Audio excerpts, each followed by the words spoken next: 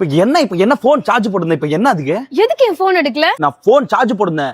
ஏய் என்ன மயிருக்கு என் கால் எடுக்கல?